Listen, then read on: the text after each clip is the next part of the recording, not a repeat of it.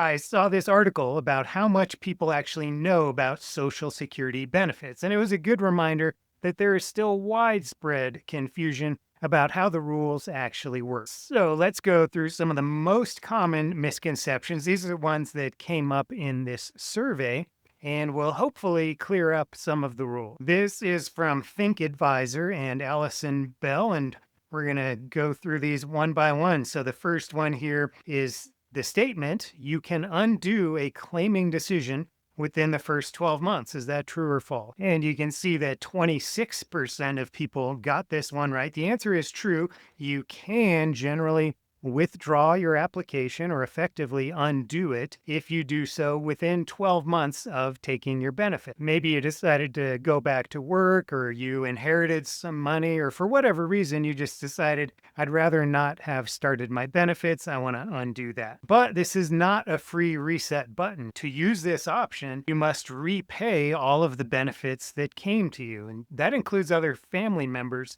as well. So not only would you repay the money that came to you as your retirement benefit, but let's say you had a spouse who was getting a spousal benefit as well. That money would also need to be returned to the Social Security Administration. So to do this, you really need to have some cash on hand, and it's a once in a lifetime thing. I don't think that's the major barrier. It's really coming up with all of the money that you're going to need, maybe even any Medicare premiums that were withheld from your benefit. All of that has to go back. So it only works if you have plenty of money ready to go. And if that option is not going to work for you, there is a similar option where you can suspend your benefits. So we're not talking about what we just covered, where you withdraw or effectively undo your application.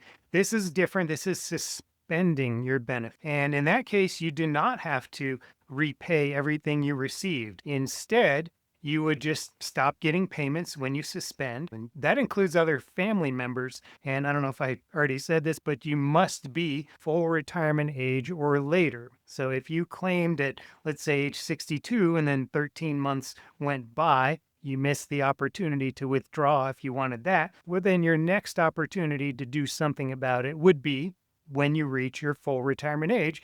And again, you'd have the option to suspend. Then you turn off the payments, you get those increases, and then you can resume getting your payments in any month until you reach age 70, because at age 70, the payments stop increasing. I've got another video on suspending your benefits. If you want, go look for that. 26% of people got this one right, but I don't know if that's a huge deal. I think a lot of people would never use this, or maybe the ship has sailed. They've already gone past that 12-month period, but it's always good to know what your options are. Now let's go to the next one, which is workers pay Social Security taxes on all of their income, and 27% of people got this one right. I don't love this question. It kind of depends on how much you earn. So people who earn typical wages are very likely paying Social Security tax, at least on all of their income, but there are limits on how much actually gets taxed, and that changes every year. You can see some of the historical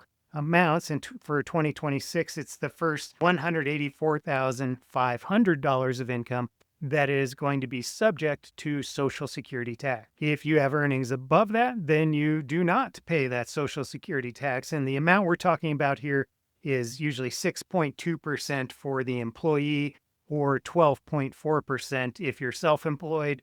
The reason for that is if you are an employee, then you pay one half and your employer pays the other half, but self-employed people pay both halves. Now, keep in mind there's no wage cap for Medicare tax, and so that can be confusing. That's 1.45% and can even go a bit higher. And that would apply to all of your earnings, even in excess of that $184,500. Now, you want to remember here that not all income is wages. So investment income, like dividends, capital gains, interest earnings from your high yield savings accounts, those are not subject to those payroll taxes. We're really talking about payroll taxes or self-employment tax. And yes, I'm using those terms kind of loosely, but ultimately this is how you pay into the system. You pay tax on your wages or your earnings. Those go into the Social Security system and help fund the payments for other people, as well as any earnings from the trust fund as well. Now let's move on to inflation. The question is this: true or false?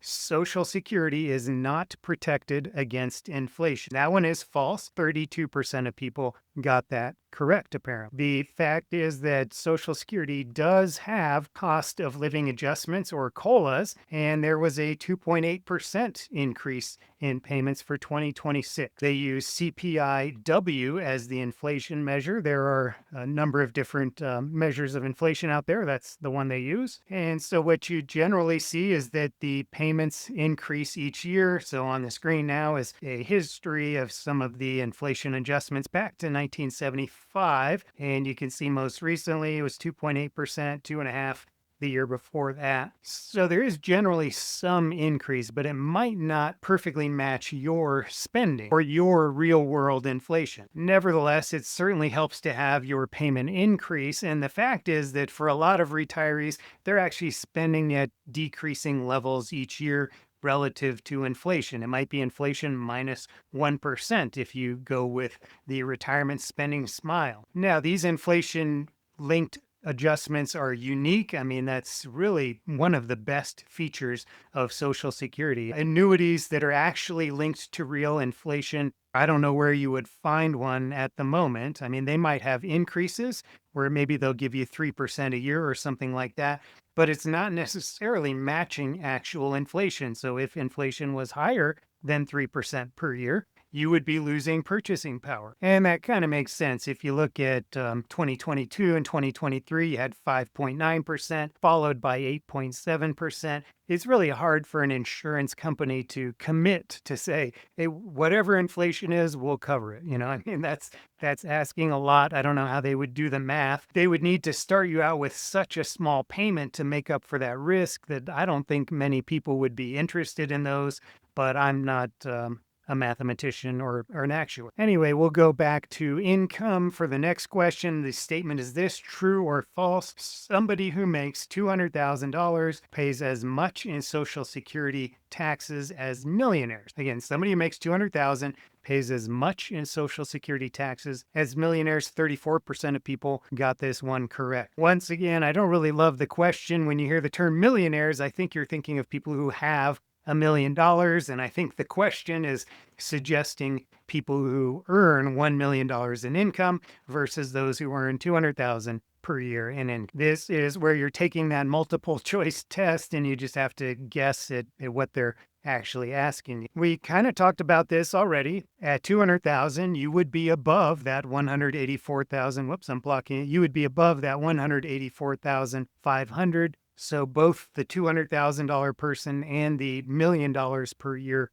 of income person would be paying the same Social Security tax, at least. Again, the $1 million person is going to have more income tax, more Medicare tax. But if we're just strictly talking about the Social Security taxes, this would be true. Once again, that level increases periodically, and there are sometimes proposals to lift that level even higher in an effort to shore up the system. I don't think that any of those are necessarily imminent, but keep that in mind. All right, next we have number 5, true or false. If I don't work for at least 35 years, my Social Security benefit will be reduced. And they're saying that's true. And the share who got that correct is 42%. I like to be very careful about the word reduced when it comes to Social Security. For me, that means claiming early. But I suppose that it is true that if you had 35 years of earnings versus 34 years of earnings or fewer, then yeah, the people without 35 years of earnings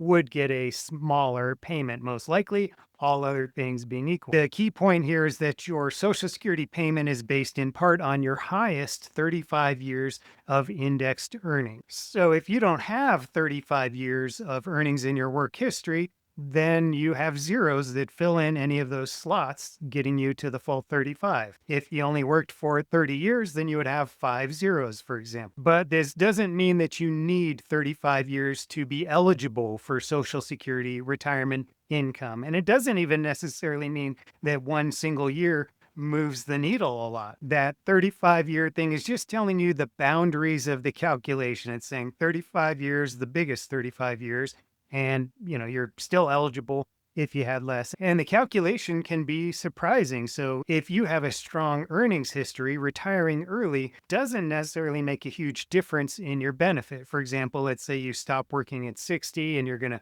claim at 67. With a really strong earnings history, you might not see a huge difference in your benefit, but I have seen cases where people would get thousands of dollars less per month. And I've got another video on that one. You can go check that out for detail. What I strongly suggest is if you are going to retire early, and by that I mean you would stop working before you're even eligible, several years before you're eligible to even start Social Security, I would suggest checking out how sensitive your Social Security benefit is to those years of zero income, because your statement assumes that you will keep earning the same amount year after year until you claim, and that's not the case if you stop working, if you retire early. So go into your Social Security account, set the future earnings assumption to zero, and see what the difference looks like. It might be big, it might be small. All right, next question. True or false? Social Security offers guaranteed income for life. About half and half on this one, getting it correct. So yeah, Social Security benefits are guaranteed to last for your lifetime, no matter how long you live, if you live to be 110 or just 78. And that's why your claiming decision, the timing is so important, because it'll stick with you for life, or possibly stick with a surviving spouse. Now, claiming early isn't necessarily wrong, but you want to make sure that you're aware that whatever the biggest payment is, and it can be even bigger if you delay claiming, whatever the biggest payment is in the household will stay if one of the spouses dies. Effectively, the smaller payment goes away when you've got a married couple and one of them dies. Now, the question of for the rest of my life also brings up some questions about the stability and the strength of the system. How good is that guarantee? And I'd say for basic retirement planning purposes, the Social Security income is considered very, very safe. That said, the program could change. We know that there are some financial difficulties looming, and if nothing is done, then the projections say that payments could get cut by 20 to 25% within the next decade. But I don't think that's necessarily an automatic justification for getting it while you can, and I've got another video that walks through those numbers. Again, doesn't mean that claiming early is wrong, but remember that lawmakers could potentially do something to shore up the system. And let's move on to number 7 here. True or false? If you are divorced, you may be eligible for Social Security benefits based on your ex-spouse's record. Again, 50% got this one right. And it is true. A divorced person may be eligible for benefits based on their ex's record. So for that to work, you need to have been married for at least 10 years, need to be unmarried in order to get that ex-spousal benefit. And divorce is an interesting one because they don't want your spouse just to delay forever, to your ex-spouse to delay forever to prevent you from getting a spousal benefit. But what they say is that the ex-spouse, if you're going to get a spousal benefit, must be taking their benefit, or the divorce must have been finalized for at least 2 years before you can start getting a spousal benefit. So it is certainly possible to get benefits off an ex-spouse's record, but it's not necessarily automatic. You need to meet some requirements. Something important to know here is that when you get benefits off an ex-spouse's record, or if an ex is getting benefits off of your record, it does not reduce the payments that go to the main earner, the person who had the higher benefit, and it doesn't take away from their family or anything like that. Now you know some facts about Social Security, but what you really need is to understand some strategy and philosophy about how to think about and use your benefits. So the video popping up right here should take you in that direction. I hope you found it helpful. If you did, please leave a quick thumbs up, and I look forward to talking with you soon.